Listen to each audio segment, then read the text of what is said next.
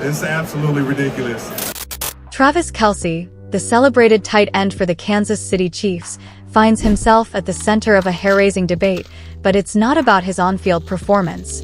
Instead, it revolves around the fade haircut, a style long associated with Black culture, and whether Kelce deserves credit for its resurgence. In a recent interview with Vegas Sports Today, Kelce chuckled at the New York Times suggestion that he had revolutionized the fade. With a dismissive grin, he deemed the idea ridiculous and distanced himself from any association with its origins.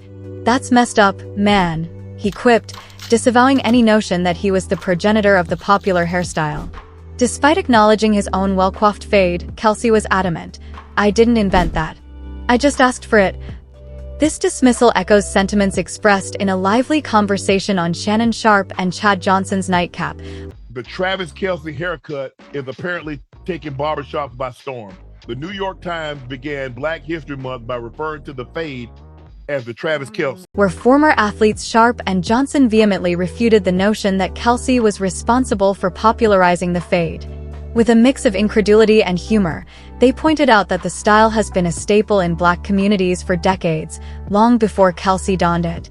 Sharpe, in particular, took aim at the New York Times, lambasting the timing of their article, which coincided with Black History Month.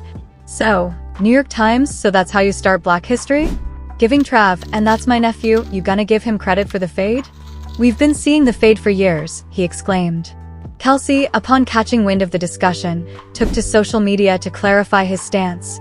Dismissing the headlines as wild, he emphasized that the fade predates his existence and wasn't something he invented. "These headlines are wild," Kelce wrote. "The fade has been around long before my life even began."